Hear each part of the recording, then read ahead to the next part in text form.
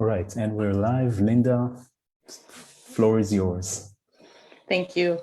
Good afternoon, evening, or morning to all of you. Thank you for joining us for today's event. This event is part of the Francis Loeb Library Faculty Colloquium Series launched this academic year. The series provides a platform for faculty to launch newly published books, to discuss recent publications, research in which they are currently engaged, or their thoughts on pedagogy, including innovative approaches to teaching. Two of the founding editors of Manifest, a Journal of the Americas, Anthony Acciavatti and Dan Handel, will moderate a conversation today between Jennifer Bonner on trucking and landforms across the Americas, John Dean Davis on casting natural elements with phantasmagorical powers, Jill Desimini on mesmerizing minds, Kathleen John-Alder on knowing what the mountain knows, and Charles Waldheim on Immensity of O'Hare International Airport. We look forward to hearing more about the latest edition of Manifest Issue 3, Bigger and Then Better, and I will now turn this over to Anthony and Dan. Thank you, and enjoy today's event. Thank you, Linda, for the very kind introduction. It's great to have the chance to do a remote launch of Manifest number 3 here at Francis Loeb Library at the GSD, a space that is particularly important to us as it's where we hatched out a plan for Manifest many years ago when we were all graduate students.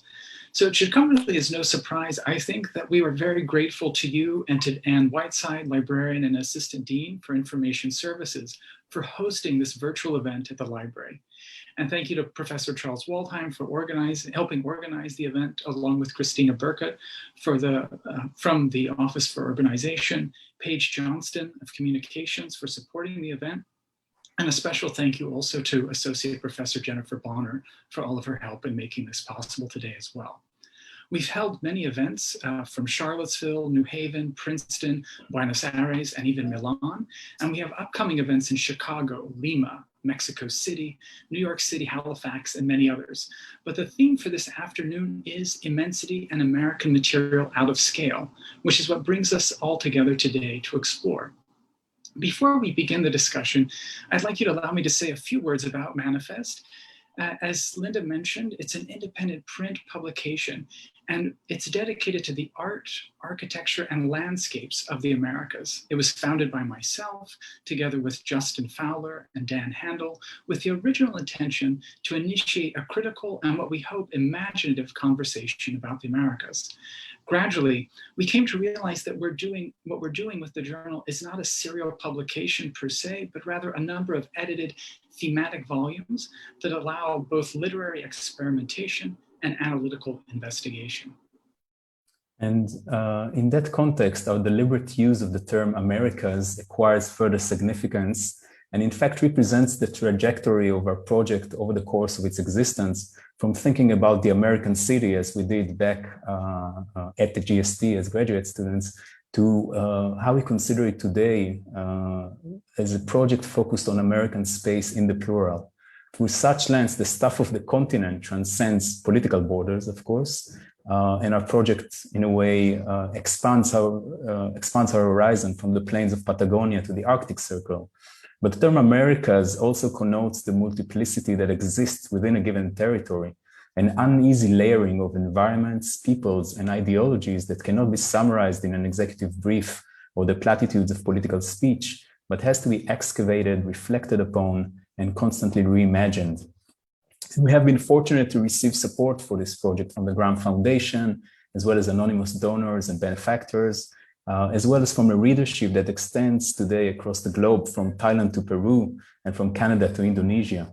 While we maintain an active online presence, and you can find more about our issues on our website, we remain fiercely committed to print as a medium of exchange of ideas and experiences.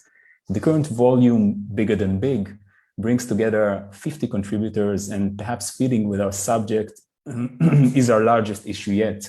We have asked these contributors to consider immensity as a driving force in the creation of American narratives of space. Now, launch events, by their very definition, are usually about putting something out into the world, a sort of finished project or product to be shown and discussed. And while we appreciate such opportunities, we see today's launch as something slightly different, as an effort to expand the conversation beyond issue number 3 itself. And that is because everyone gathered here today went in their thinking and writing way beyond our initial brief to open up new potentials and reconsidering the ways we appreciate, describe, and act upon and in American spaces. And for that, we couldn't be more grateful. So we will briefly introduce each of the speakers today with the bios they shared with us, briefly describe their published piece, and then ask each of them a series of questions regarding the images they shared with us and their pieces, of course. Once we have asked our initial questions, we will then be happy to accept questions from the audience. So I will begin with the bios. Born in Alabama, Jennifer Bonner is Director of Mall and Associate Professor of Architecture at the Harvard Graduate School of Design. As a recipient of the Architectural League Prize for Young Architects and Designers, Progressive Architecture Award, and Next Progressives, her creative work has been published in architectural trade journals, including Architect, Metropolis, Architectural Review, Azure, Gray, and Wallpaper, as well as A+T, Flat Out, Fresh Meat Journal, Dem, Plot, Off-Ramp, and Mass Context. Jill Desimini is landscape architect and associate professor at Harvard Graduate School of Design. Her current research investigates design strategies for abandoned landscapes. She is author of Cyclical Cities, 5 Stories of Urban Transformation at the University of Virginia Press, and From Fallow, 100 Ideas for Abandoned Urban Landscapes with oral editions, as well as co-author of Cartographic Grounds, Projecting the Landscape with Princeton Architectural Press. Kathleen John-Alder is an associate professor at the Rutgers Department of Landscape Architecture and a registered landscape architect with over 20 years of professional experience. Kathleen's research involves the transformative role of ecology and environmentalism in the discourse of mid-20th century landscape design. To date, this work has concentrated on the process theories of the landscape architects Ian McHarg and Lawrence Halprin. John Dean Davis is an architectural and environmental historian and assistant professor at Ohio State University. His primary research is on technology, design, construction, and the environment in the 19th century Americas. John is currently working on a book manuscript on engineering and landscape in the US South during Reconstruction. Charles Waldheim is a Canadian-American architect and urbanist. Waldheim's research examines the relations between landscape ecology and contemporary urbanism. He is author, editor, and co-editor of numerous books on these subjects, and his writing has been published and translated internationally. Waldheim is John E. Irving Professor at Harvard University's Graduate School of Design, where he directs the school's Office for Urbanization. So, Jill, it would be great to begin with you and your text, where you look at the bigger than big deposit of silver ore beneath the Virginia Range in present-day Nevada, the Comstock Lode, entangled with the histories of urban growth in San Francisco and the American Civil War, along with the Department of Treasury. This ore deposit also defined the careers of geologists like Clarence King and George Fernand Becker. And you published with us a mesmerizing map of tangled tunnels coursing through the site to reveal a site seemingly disconnected from the surface of the land. Could you speak about why you think it's important to, as you put it, channel your inner ant so as to then explore the underside of immensity? Yes, thank you. First of all, thank you for the invitation today and for everyone who organized and is speaking. And also congratulations on Manifest 3. I love that it's in print. I have to say it feels so nice to be reading print right now. And I've been really impressed by the range of contributions and references, I have to say. Also, my summer reading list is only growing. And then in terms of the question, I like the use of underside here, both as the literal underground and the metaphorical belly of the beast. And I also like ants, probably especially as spring marks the beginning of the seasons where we live with the ants.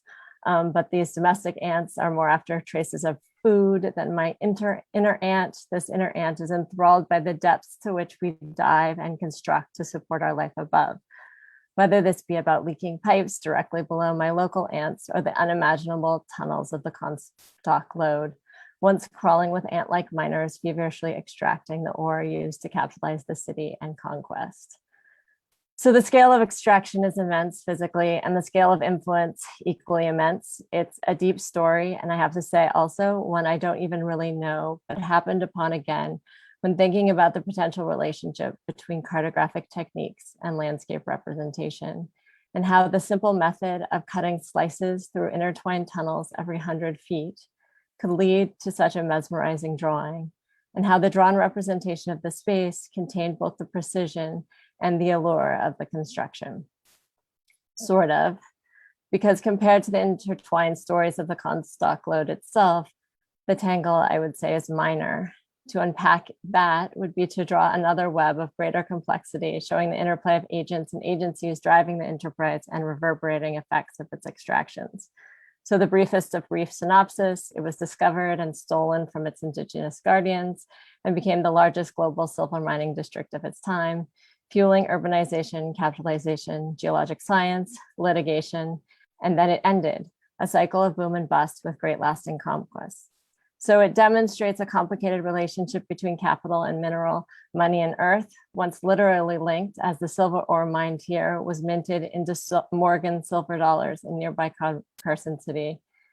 Now the exchange is only more abstract and uneven, yet extraction, unfortunately, still influences the market profoundly, and much as Comstock himself, the namesake of the stolen lode, and the Northern Paiute, from whom the lode was stolen, never saw wealth. The ground of extraction and its local constituencies sit in barren and toxic spaces of sacrifice where basic human rights of water and shelter are ignored for global growth. And what I'm struck by in this and in my other work on abandonment is the relative speed of capital's path and the slow aftermath of its wake.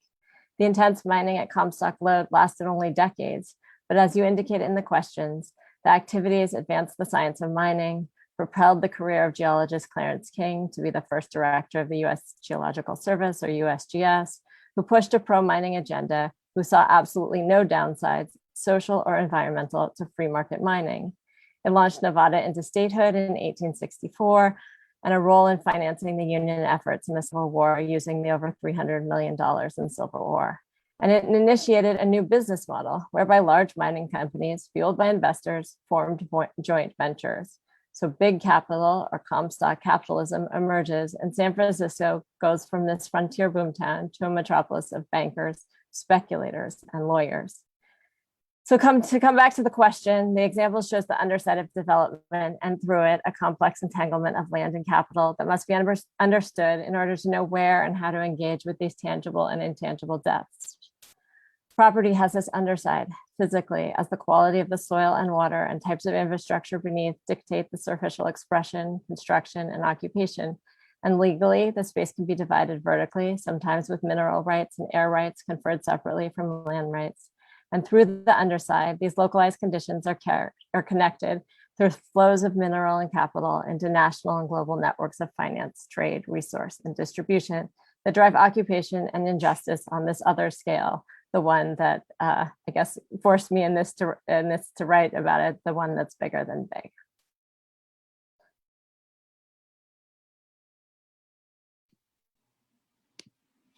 Thanks for that really fantastic answer, Jill. And I think in trying to kind of keep with this idea of channeling your inner and you touched upon it just a little bit before, it'd be great to know a little bit more about the way in which the site not only intersects, as you just mentioned, with, say, fiscal policy, urban growth, but also with the Department of Interior and what constitutes its portfolio.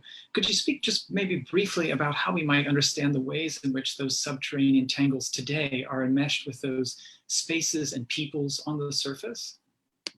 Yeah, as you mentioned, maybe I already started to answer this question. I couldn't help myself. But as I was reflecting again on the Comstock lode with the launch of Manifest, itself still being mined and still with a negotiated ownership moving back and forth between federal and private lands, I was also listening with excitement to the confirmation hearings of Secretary of the Interior, Deb Haaland.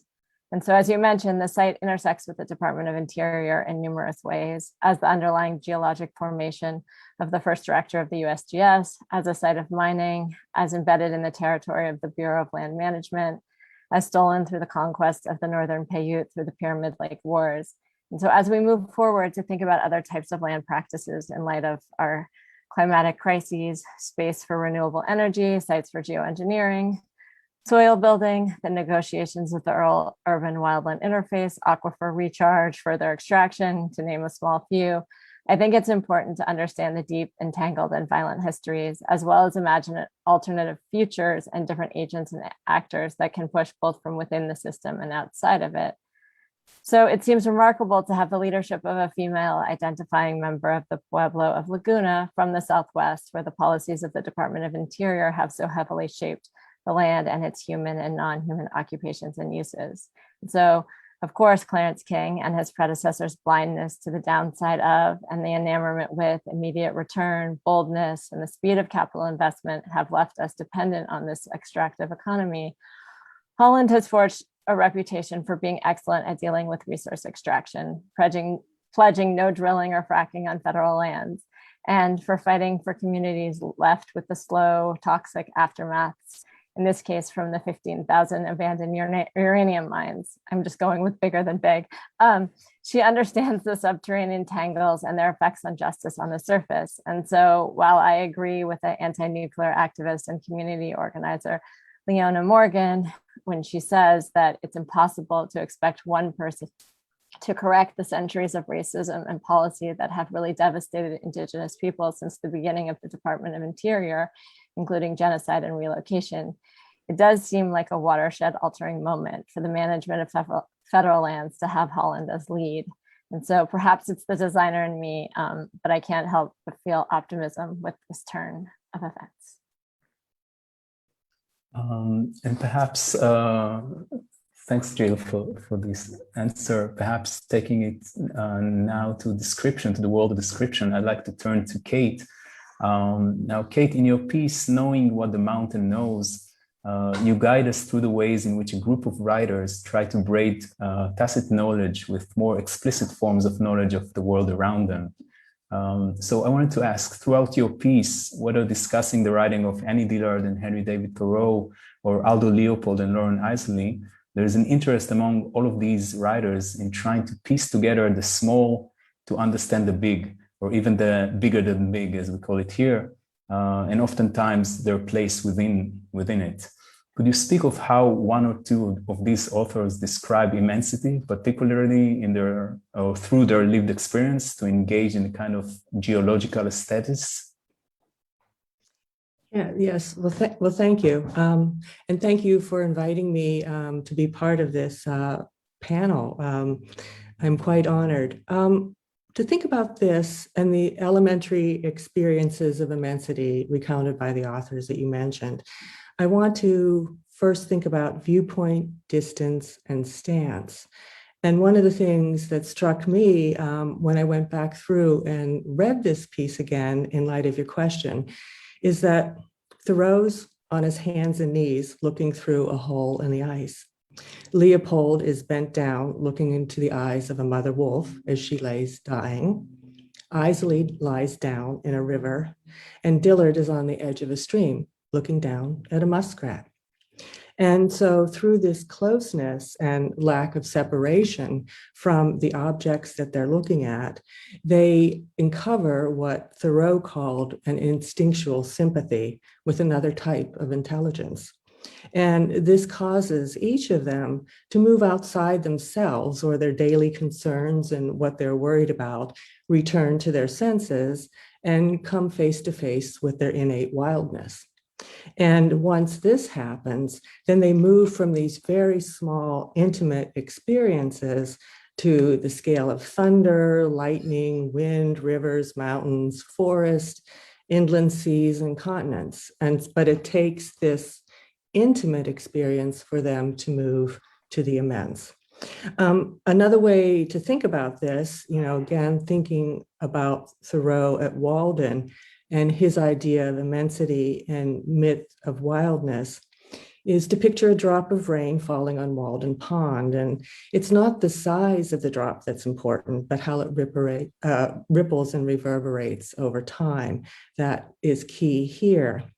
And to be a little bit more specific for those of you who may or may not know all of these stories, for Leopold in this really short 2-page essay that he wrote, immensity is the fierce green fire in the eyes of the wolf, which for him, it is like our savage, howling, beautiful Mother Earth, who shows such attention to her children that when she is destroyed, we are diminished, we diminish the land and ourselves.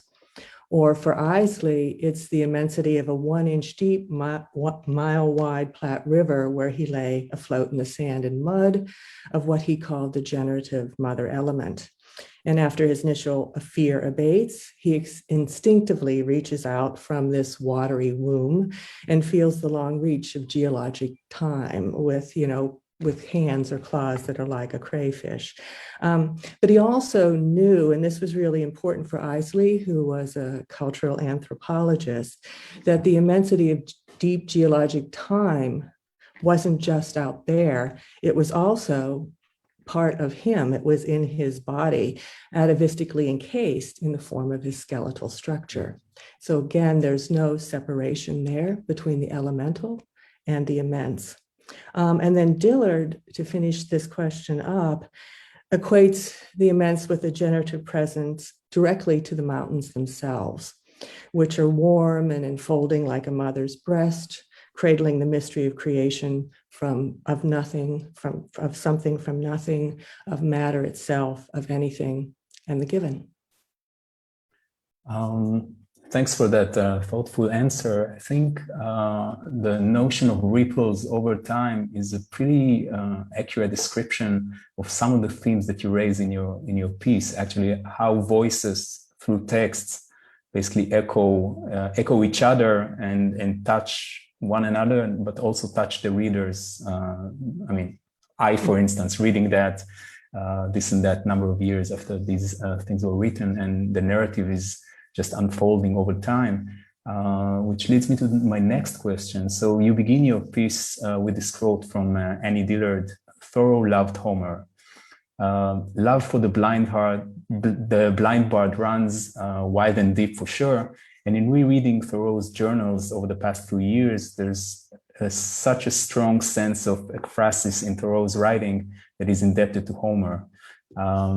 If in the case of Homer, ekphrasis is to transform an object, like say Achilles' shield, into an impossible object that would be much too heavy to carry, let alone hold, for Thoreau it is very attached to witnessing. Could you speak about the power of description when it comes to, for lack of a better way to put it, bearing witness?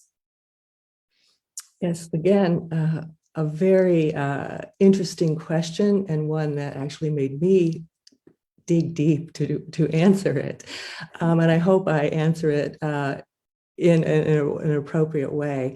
But I want to begin with how I began with Thoreau's description of the pickerel that he sees after he emulates ice fishermen, and he cuts a hole. He digs through snow and then cuts a hole through ice, takes a drink of water, and then he peers down through the water. And he thought when he did this that he would find a dormant lake with nothing alive. But instead, he finds a quiet parlor of fishes, replete with a bright sanded floor, the same as in summer. And then a pickerel, which is caught and laying on the ice, catches his eyes. And he uses the following colors to describe it. The pickerel was not green like the pines, nor gray like stones, nor blue like the sky, but all of these colors and more, the animalized nuclei of Walden Pond. In other words, Walden Pond through and through. And this use of color, it coupled with the transmutation of the seasons from winter to summer, something from inanimate to animate, material from soft to hard, it transforms the fish, which he also notes was generally considered of no economic importance and rather ugly, into the pose and poetry that he thought what was under our feet and what was over our heads. And so, to kind of think about this and put it into one sentence, what Thoreau does in this description is he actually melds heaven and earth, and he bears witness to all of the laws of nature that are known at that time, which is pretty amazing in this one short paragraph. Now, to extend this to the other writers, when Leopold sees the green fire die in the eyes of the mother wolf, he bears witness to an event that allows him to voice an ecological ethic about commensurate relations, humility, the long view, the need to accept our innate wildness. And this in turn leads him to an act of restitution and at his farm in Sauk County.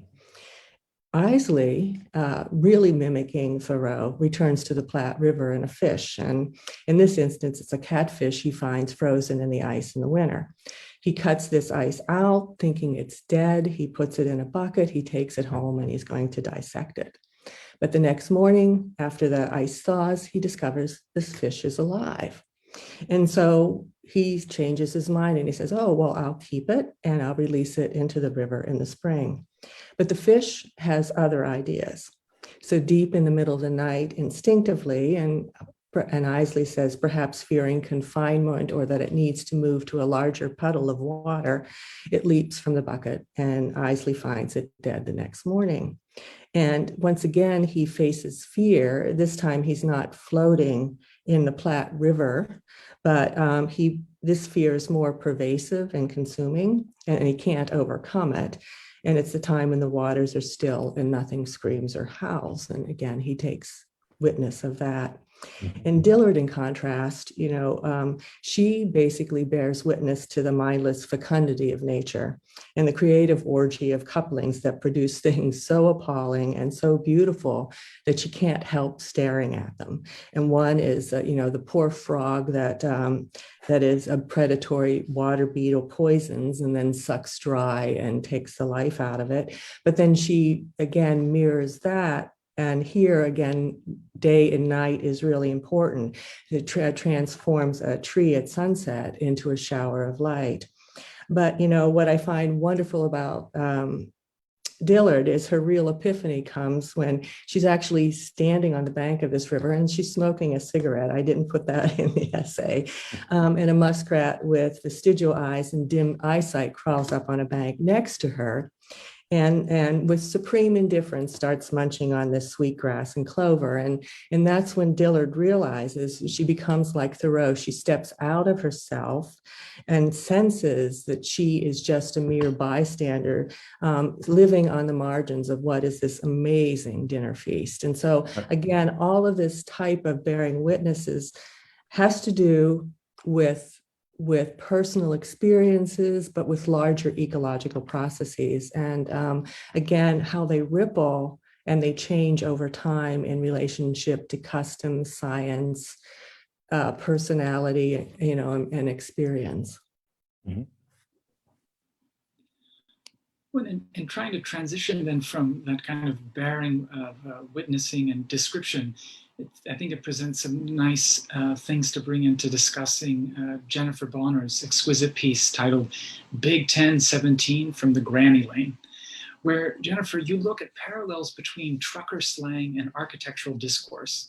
And in particular, this chatter of the road, as you note, allows truckers to inform one another about roadside accidents and build camaraderie, a similar process that you see unfolding in terms of hashtags and archy shorthand, as you call it, within the discipline of architecture. And from there, you invite us on a road trip where you describe 6 large-scale architectural mountains found along the edges of the North American interstate and highway systems. And your descriptions of these projects, which range from a pyramid scheme to a magic mountain mask for a power station, foreground a geoaesthesis emerging as well. What struck me most in rereading your piece for today was the way in which description and the thing being described have the capacities to clearly differentiate between things, but also, and perhaps more positively, build a sense of camaraderie out of a culture of description. Do you think the emergence of the geoaesthetic that you describe is leading to new ways for architects to engage what has long been the domain of landscape architecture, the very big and expansive? Yeah, thanks, Anthony. As Jill and Kate's already said, thanks so much for having us here today in front of the GSD audience. And I'm thinking about that we are in the Loeb Library. But I wanted to say that just as a plug, everyone should get a copy of the book because it's actually an amazing design object designed by Neil Donnelly Studio, graphic designer. So yeah, congratulations, Dan and Anthony and Justin. Oh, Jill's holding it up, thanks. So yeah, I think the subculture of trucker slang is certainly parallel to the subculture that exists in architecture and the way in which we talk about projects. I think that maybe the old guard would probably tout this in like the critical project, and if you're in, you're in. And I would say the new guard is probably doing this through the hashtag or Instagram or TikTok. And so what I like about the trucker slang is that maybe as you describe it, Anthony, it's a moment to be maybe more positive and maybe a moment to be more camaraderie. Like the 6 projects that I selected, I'm actually not really friends with any of them, just maybe Kelly Bear. And so I think writing about their work through this slang was maybe a process for me trying to be friends with their projects in a way. But certainly when your calling came out, Bigger Than Big, I was thinking, and this was a couple of years ago, what are the biggest architectural projects that I know of that sit in landscapes? And of course, I have to mention, Stan Allen's landform building, because he certainly introduced a generation of architects to that as a typology in his book, a decade ago. But I was thinking about things that sit in landscapes alongside the interstate system.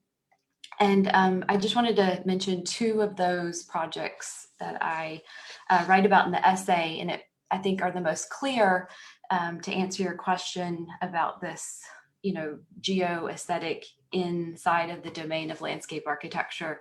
One is Built, and so that's the one by Leonard Knight. It's Salvation Mountain, and it's constructed out of material of the ground, right? So it's sand, adobe, hay bales, trash, and pigments that come from paint.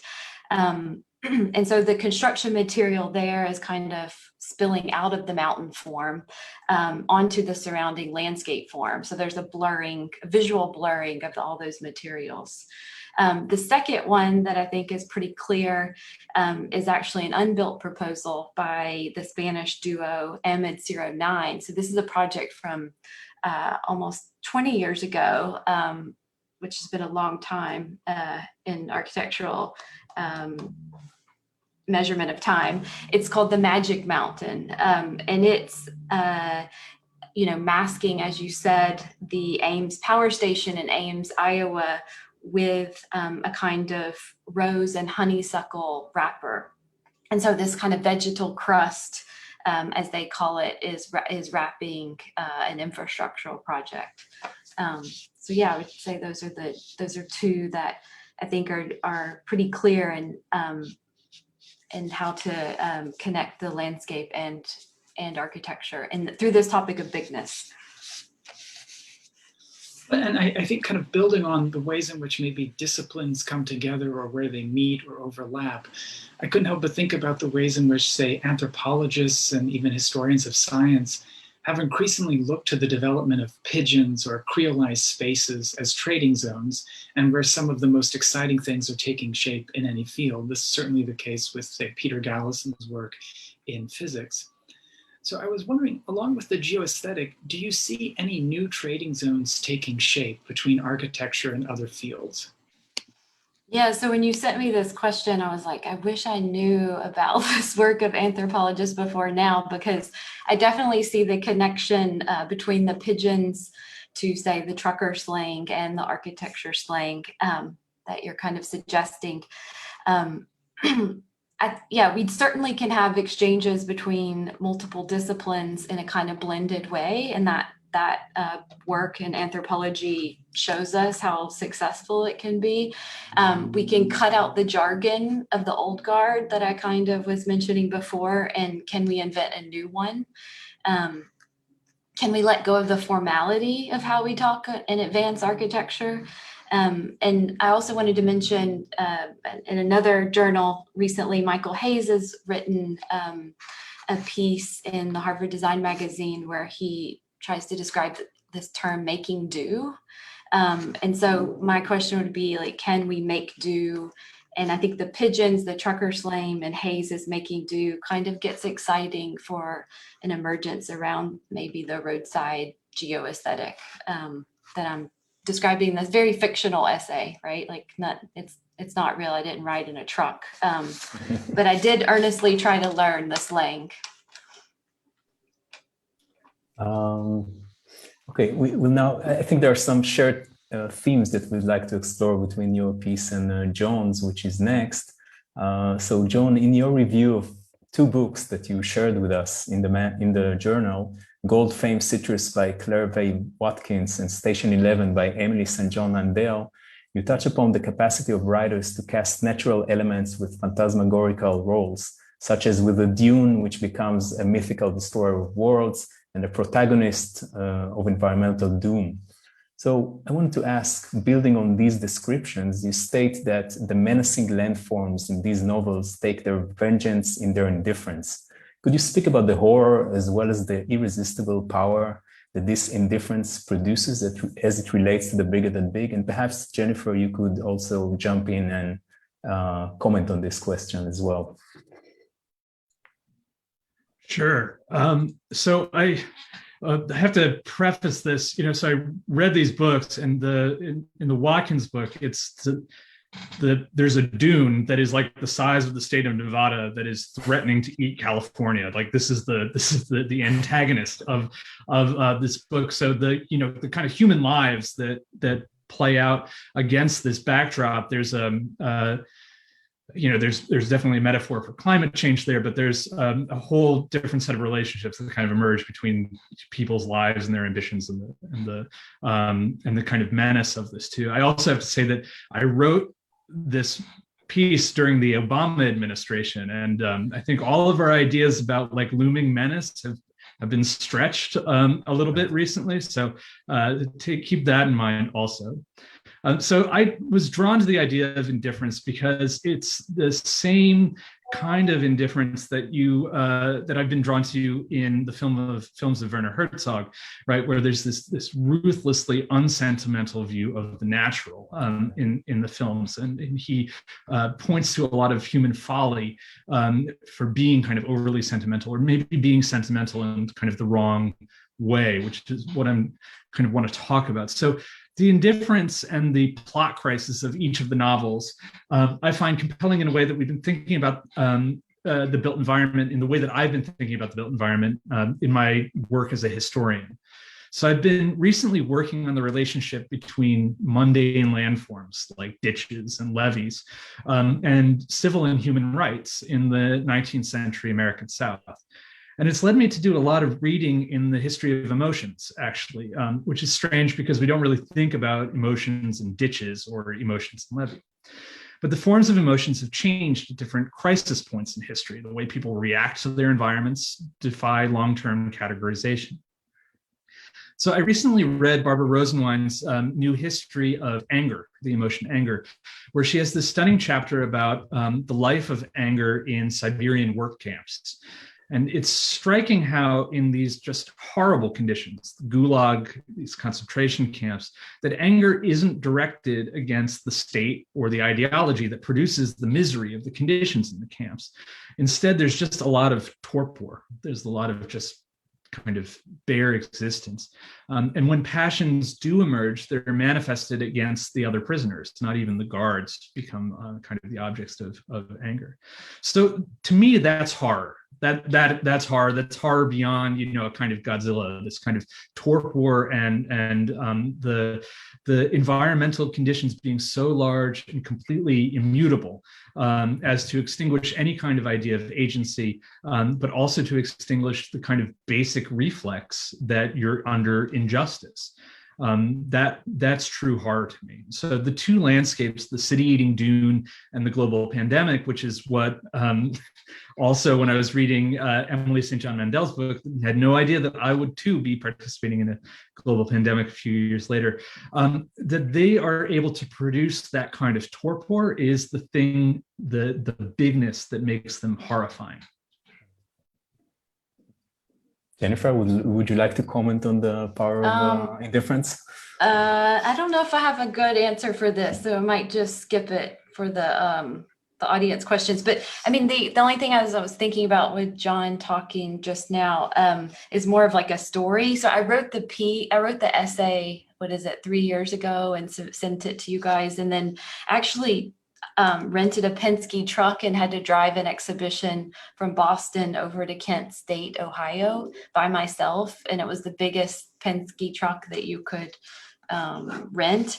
And I made the mistake of listening to true crime podcast on the way. So I got kind of scared, and it was a pretty horror kind of moment, which I was thinking would be kind of indifferent. Like, I'm in this truck cab, and the way that I pitch it in the essay is that, yeah, we are kind of indifferent inside the truck. It's me and the truck driver kind of discussing what we see out the window.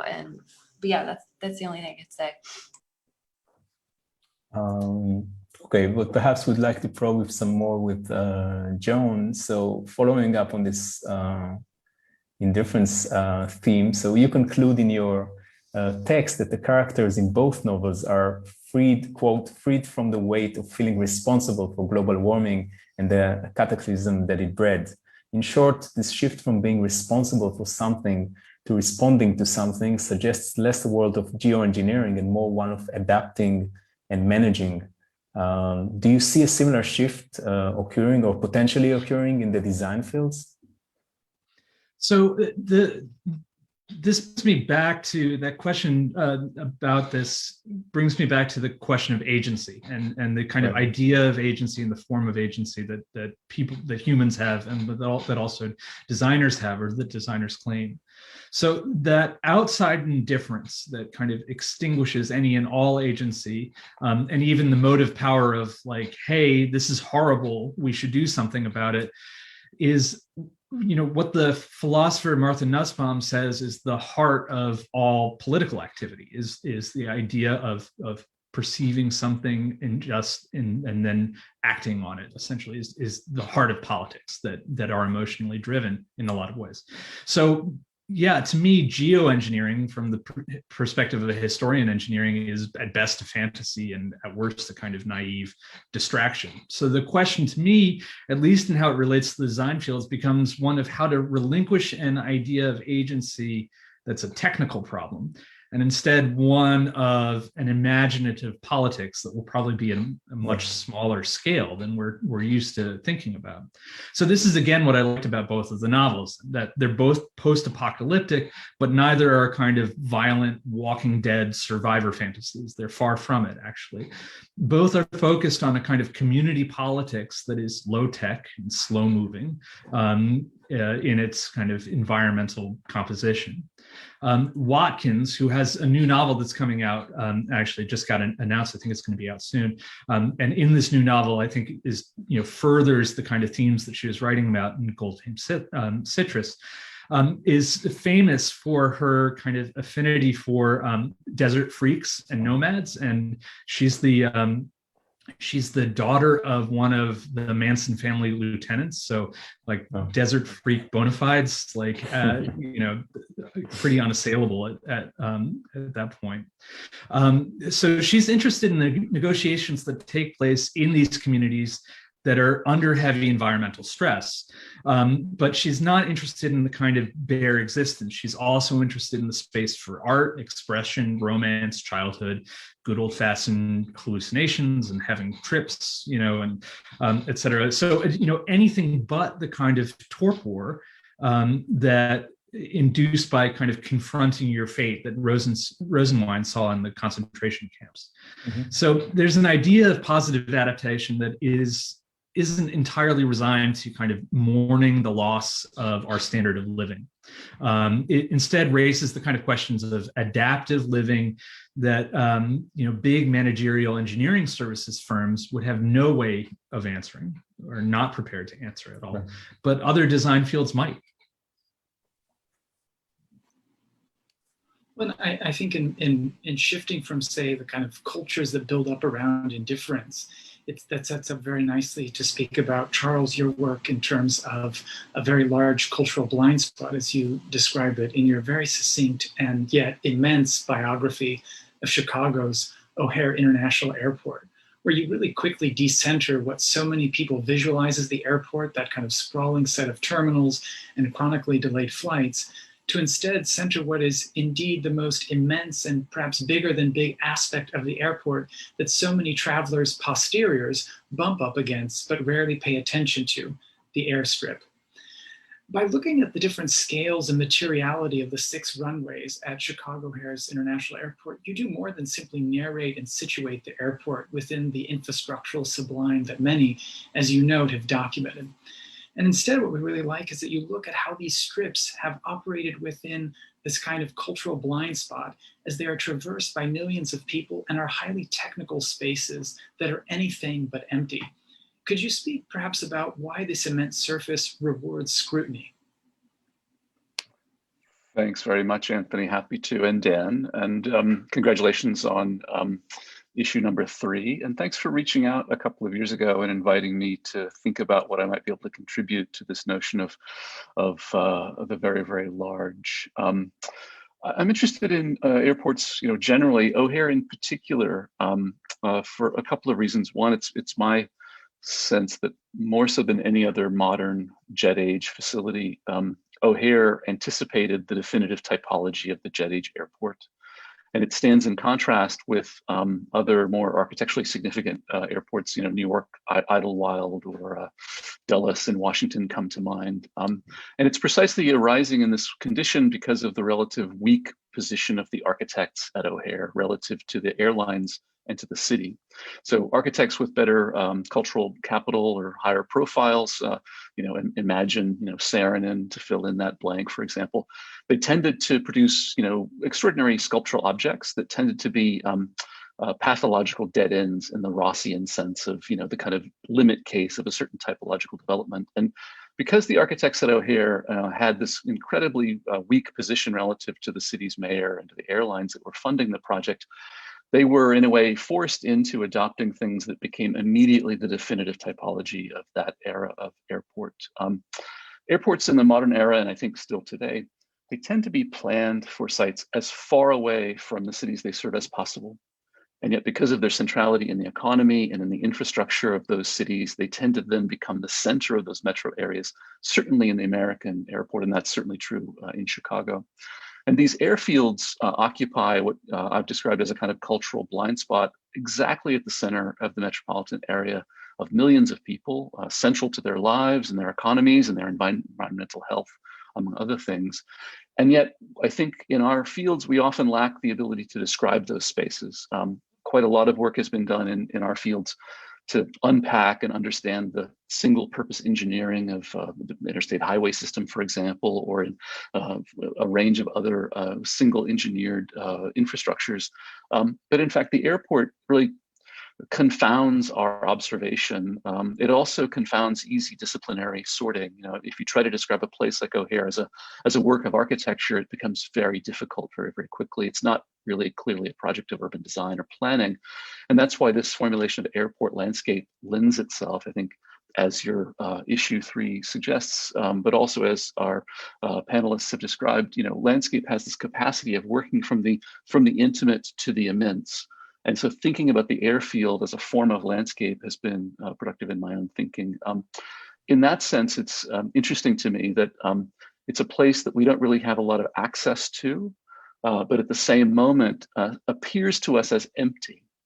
And in its emptiness, in that vacuity, I think what the casual observer sees is a kind of emptiness at the center of the contemporary city.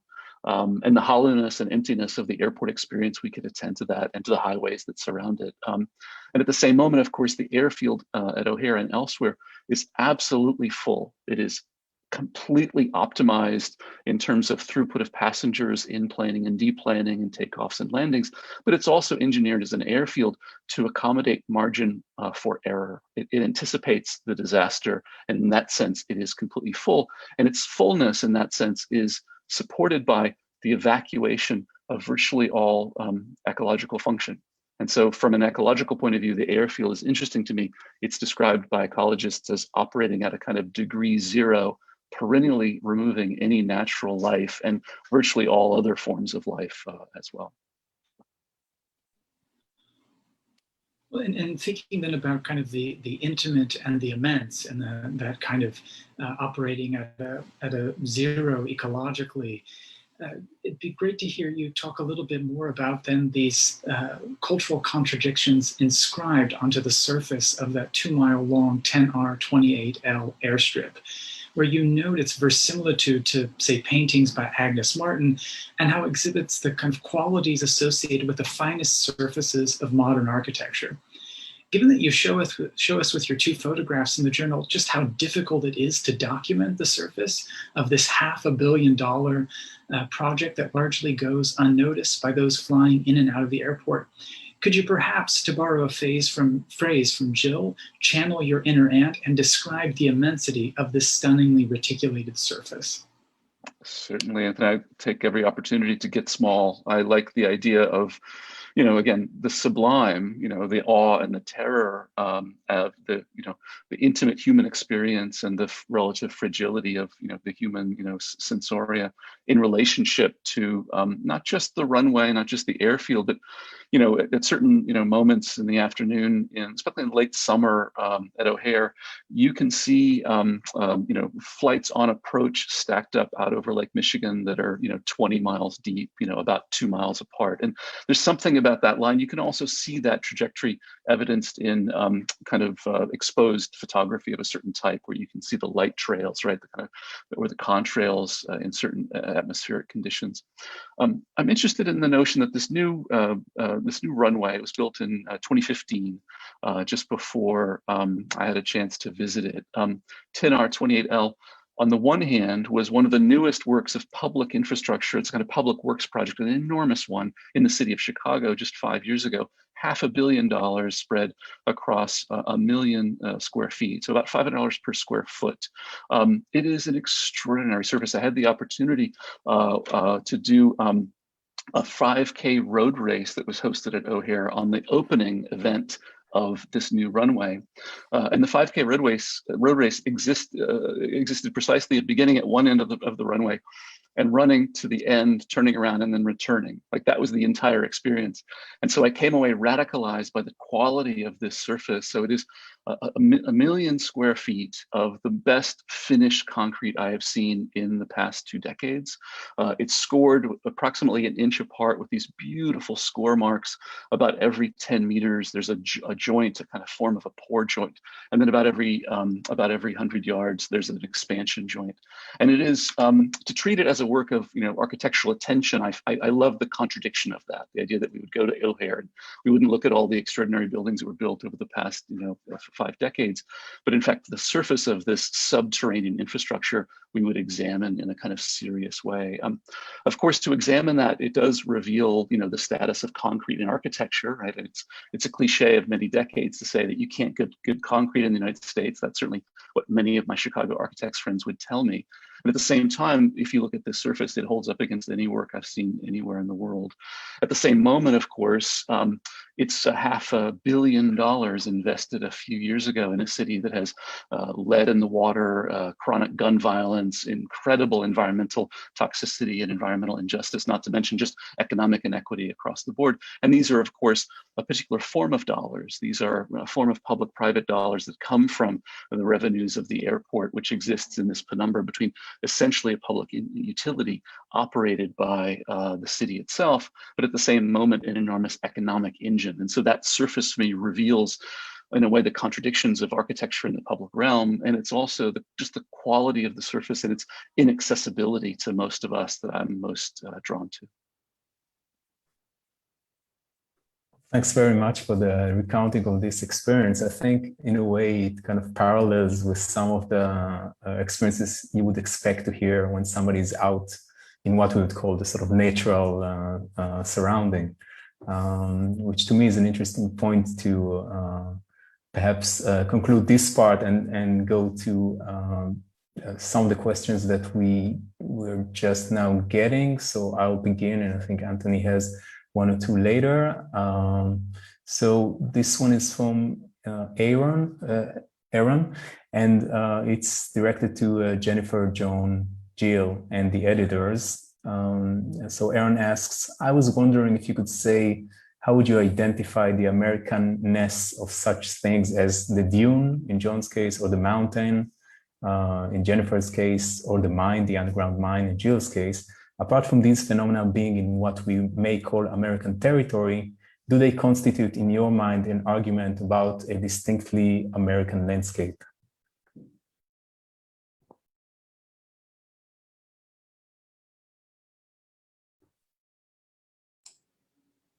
Does anybody want to go first? I can jump in.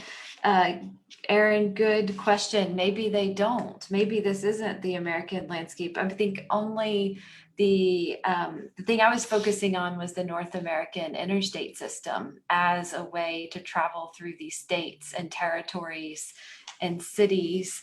And actually to construct the essay had to like look at the map and then think about which interstate I would be on to get through Denver, to get towards Manhattan or out at the Salton Sea in California. So I would say that was the only thing that is particularly American to me, but I'd be interested to hear what John and Jill think on that.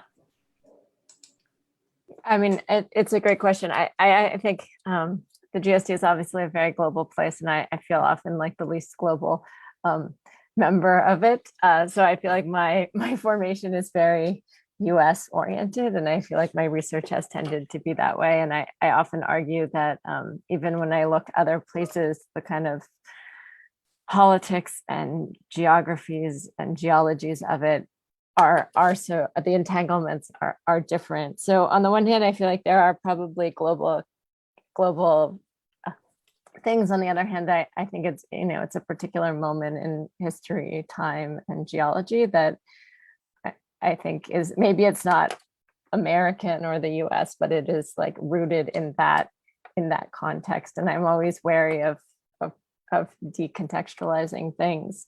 But I would say that my entry into it, as I mentioned, was through this cartographic grounds project and thinking about how to, as landscape architecture extended its scale, how to bring a precision of drawing back into it. And so I think that that idea of, I guess, also maps as conquests, as defining territories, as like tools of extraction and colonialization has nothing to do with America per se. Like it's an inherited history, I think, for us. And so I think there are lineages that extend beyond, but I also think that, the sort of way silver is mined, the kind of geology of that place, the sets of individuals and technologies and coming together are particular in that regard. I'm always wary of kind of essentializing some of these, but I think that there are two things that are happening or were happening in the novels that I found interesting. One was that they're actually both not US novels. Mandel's book is, she's Canadian, and a lot of it takes place in Ontario. And actually after the pandemic, the distinction between Michigan and Ontario ceases to really matter at all, which is kind of refreshing as part of it. The other thing that is interesting is it's not the landform. The dune isn't American, but the body of discourse that is very much US government sponsored, high-tech engineering literature that makes up the groundwork of, or it's the touchstone for a lot of references in American landscape writing are present in Watkins' book, where she actually, one of her characters hallucinates William Mulholland and John Wesley Powell and has like conversations with these two, they're American Cassandras essentially, is that they're guys from the 19th century who realize that a catastrophe is going to happen, and we didn't pay any attention to him for all of the mention of William Mulholland and of John Wesley Powell. Like they just haven't paid. So they show up as hallucinations at the end of the world, which I think is kind of interesting. So it's not so much the landscape itself that is American, but the quote unquote Americans who have been wrestling with the problems in their own distinct cultural mode was really interesting for me.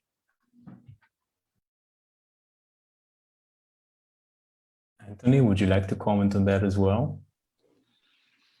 Sure, Dan. I think that when John was speaking about the different kinds of cultures that I think develop around this kind of indifference and in these two novels, and I think the way in which cultures address, say, the same landform in markedly different ways in Jill's work, or we saw in Jennifer's, and in so many others, I can't help but think about comparing, say, two imperial powers like the United States and the Aztec Empire. And if you look at the ways in which landforms are engaged, say, in the United States, since the 18th century, and then you compare it with, say, Mexico City and very large landforms there of, say, the lake, there's just a very different set of dimensions and conventions to those spaces. And so I think that the way that cultures kind of engage with these objects and landscapes can speak about, if nothing more, the plurality of Americanesses, if I can say that, which is, I think, again, the plurality of the Americas, which is what we're so invested in exploring through the journal.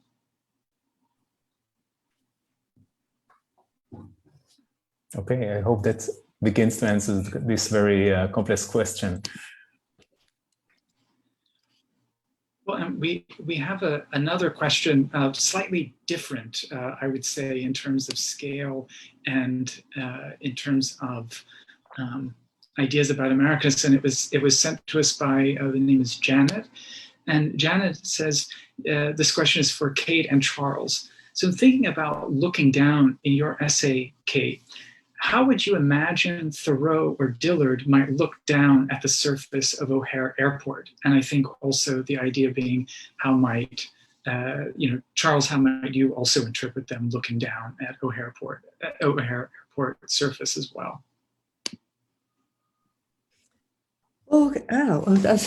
Thank you for that question. That's a really interesting comparison in putting them together. I guess for Thoreau, it would depend on which way it's oriented. Is it oriented east-west or north-south? If it's east-west, I think he would have a slightly different interpretation, and he would want to point himself toward the west and that surface, and not with his back to the east. And, in terms of thinking about the workmanship or the craftsmanship of something like that, or from the soil, I would say he would be in awe of it, particularly since it's not considered high architecture, as Charles mentions, but something that is about a craft and a skill that you perfect and make so perfect. Dillard, I think she would just enjoy it immensely, and think about that vacant time.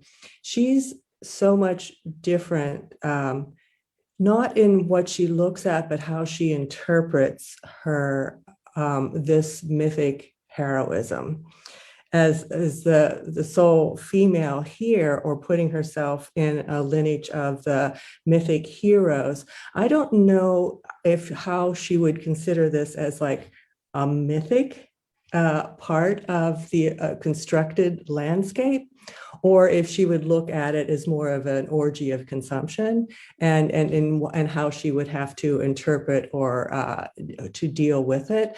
But I think that she would appreciate the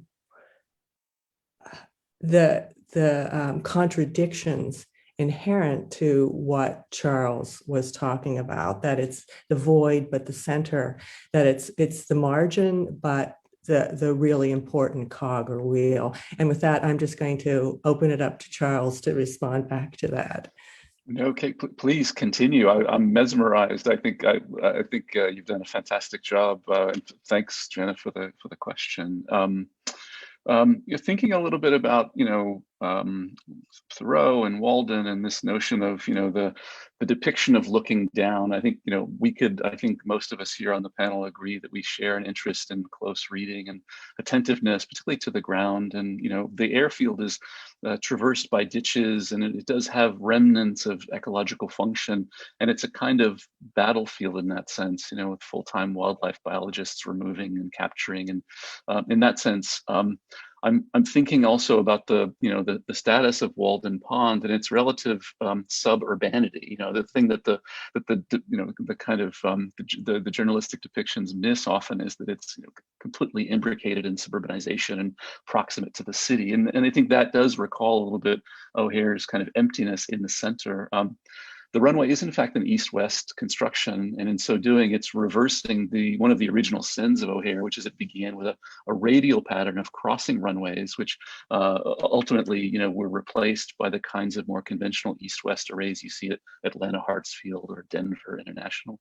And in so doing, I think we could imagine Thoreau positioning with his back toward the city, looking out toward the west, seeing the new western entrance as now more people live to the west of O'Hare than live to its east. And in so doing, I'm interested in the ways in which Thoreau was also rehearsing Jefferson's gaze, right? The notion of we'll stand here on the Appalachians and we will look west. And of course, we have to talk about destiny if we're going to talk about manifest. Well, and I think that kind of needing to speak about destiny and manifest destiny and kind of scales, and also trying to be almost counterfactual and conjectural in trying to imagine what a Thoreau or a Dillard might look at, especially if they got to do the 5K like you did, Charles, on the runway. But I think that's a nice way to conclude the afternoon, morning, or evening, depending upon where everyone is at, which is to say that we really appreciate all of you joining us today to have this conversation about immensity and American matter out of scale. It's really been a treat for us to be able to do this with all of you, and we can't invite the audience enough to know that there's even more of this saturated in those 200 pages by the 50 contributors that we have in the journal for our latest issue, Bigger Than Big. So we want to thank, of course, all of you, and then all of the other out of the remaining 50 that have done work on the journal, written for it, the support, and certainly also Neil Donnelly for the graphic design. And a big thank you, of course, to Francis Loeb Library, the GSD, and of course, Linda, Ann Whiteside, Christina Burkett, you, Charles, Jennifer, Jill, John, and Kate, and we again very much appreciate it, and looking forward to doing more of these conversations in the not so distant future with another one tomorrow in Chicago. So thank you very much. Thank you so much. Thank you. Thanks. Thank you. It's been a pleasure.